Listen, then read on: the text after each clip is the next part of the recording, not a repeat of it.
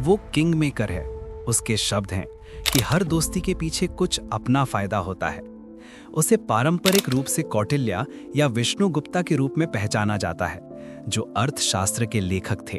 300 BCE में भारतीय उपमहाद्वीप दर्जनों लड़ने वाले राज्यों में बटा हुआ था, लेकिन एक सुपर पावर ने उन सभी पर छाया डाली, मगध साम्राज्य। उसके पास एक बहुत बड़ी, भारी हथियारों से लैस सेना और इतनी दौलत थी कि सोच भी नहीं सकते, जो सब भारी टैक्स और बेरहमी से क्रूर एडमिनिस्ट्रेशन से हासिल की गई थी। इस ओहदे में सबसे ऊपर राजा गुणानंद बैठे थे। वो डर के मारे राज करता था और जो कोई भी उसके अधिकार पर सवाल उठाता था, खासकर अपने ही राज्य के विद्वानों और समझदार लोगों के लिए, वो लोगों में गहरी नफरत रखता था। राजधानी पाटलिपुत्र में एक शाही दावत के दौरान तक्षशिला यूनिवर्सिटी से एक गरीब टीचर स्वागत करने आया। उसका नाम चाणक्य था। शारीरिक रूप से सादा और सादे ब्राह्मण कपड़े पहने हुए राजा ने उसे तुरंत पहचान लिया। राजा डॉन आनंद ने खुलेआम उसके रूप का मजाक उड़ाया और अपने बख्तरबंद गार्ड को आदेश दिया कि वे विद्वान को सभा से जबरदस्ती घसीट कर बाहर निकाल दें। इसके बाद हुई हाथापाई में गार्ड ने चाणक्य की चोटी या शिखा खोल दी। पुराने भारत में ये किसी विद्वान के सम्मान और पहचान का सार्वजनिक रूप से बहुत बड़ा अपमान था।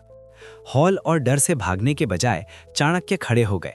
उन्होंने राजा डॉन आनंद से आंखें मिलाईं और सबके सामने एक कसम खाई। वो तब तक अपने बाल खुले रखेगा जब तक नंद वंश जड़ से खत्म नहीं हो जाता।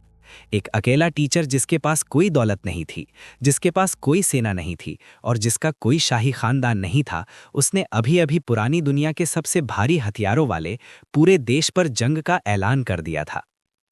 पाटलिपुत्र से बाहर निकलते हुए चाणक्य जानते थे कि असली गुस्सा किसी साम्राज्य को नहीं हरा सकता। उसे एक मिलिट्री प्रॉक्सी की जरूरत थी, एक करिश्माई जगह जो बगावत को लीड कर सके।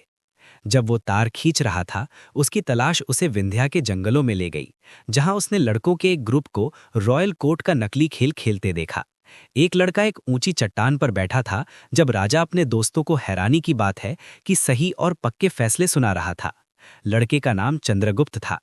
चाणक्य ने उसमें असली लीडरशिप पोटेंशियल देखा। वो लड़के के गार्जियन के पास गया और उसे 1000 करचना सिक्कों में तुरंत खरीद लिया। वो चंद्रगुप्त को तक्षशिला ले आया ताकि उसे कड़ी पढ़ाई शुरू कर सके।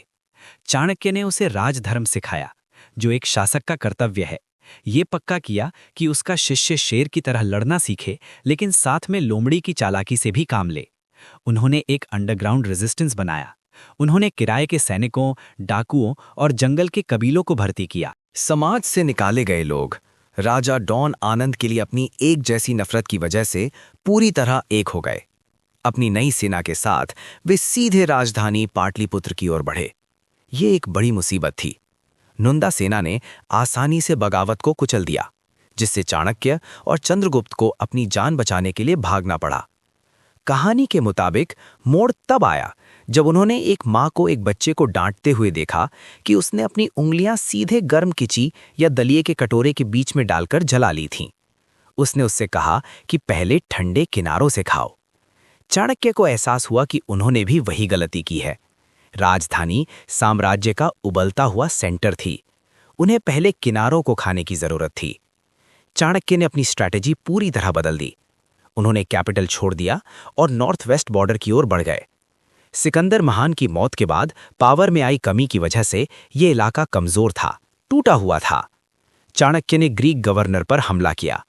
वहां सिस्टमैटिक तरीके से विदेशी कब्जा करने वालों को हटाकर उन्होंने लोकल सैनिकों की भारी आमद पक्की की, जरूरी रिसोर्स पर कब्जा किया और पूरे सबकॉन्टिनेंट में एक लिबरेटर के तौर पर नाम कमाया। अब एक मजबूत, अच्छी तरह से तैयार सेना की कमान संभालते हुए वे पाटलिपुत्र लौट आए। उन्होंने कैपिटल को घेर लिया, लेकिन नंदा किले की दीवारों को। वे इतनी मोटी थीं कि उनके सीज इंजन उन्हें तोड़ नहीं पाए। इसलिए चाणक्य ने दीवारों को पूरी तरह से बाईपास कर दिया। उसने व्यापारियों, साधुओं और भिखारियों के भेष में जासूसों का एक बड़ा नेटवर्क बनाया, जो शहर में घुस गए और बहुत टारगेटेड गलत जानकारी फैलाने लगे। इंटरसेप्ट किए गए कुरियर और नकली चिट्ठियों का इस्तेमाल करके चाणक्य ने एक पेपर ट्रेल बनाया। उसने सिस्टमैटिकली राजा बनंद को यकीन दिलाया कि उसका सबसे होशियार और वफादार मंत्री राक्षस चुपके से उसके खिलाफ साजिश रच रहा है। डर का साया राजा पर हावी हो गया। और उसने अपने सबसे अच्छे डिफेंडरों को भी अलग थलग कर दिया।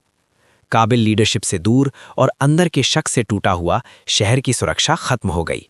गेट तोड़ दिए गए। चंद्रगुप्त मगध सिंहासन पर बैठा और रॉयल कोर्ट के बीच में चाणक्य ने आखिरकार शादी कर ली।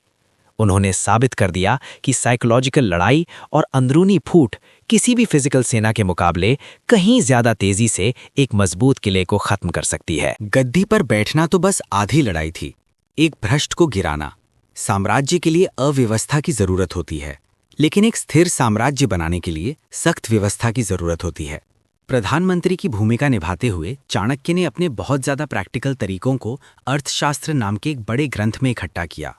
ये राजकाज और अर्थशास्त्र के लिए एक पूरी ऑपरेटिंग मैनुअल के तौर पर काम करता था। उन्होंने अंदरूनी मामलों पर बहुत ज्यादा जोर देते हुए एक सेंट्रलाइज्ड एडमिनिस्ट्रेशन डिजाइन किया। सिक्योरिटी।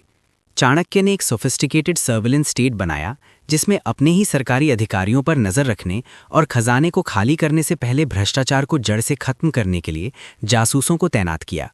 विदेश नीति के लिए उन्होंने मंडेला थ्योरी बताई।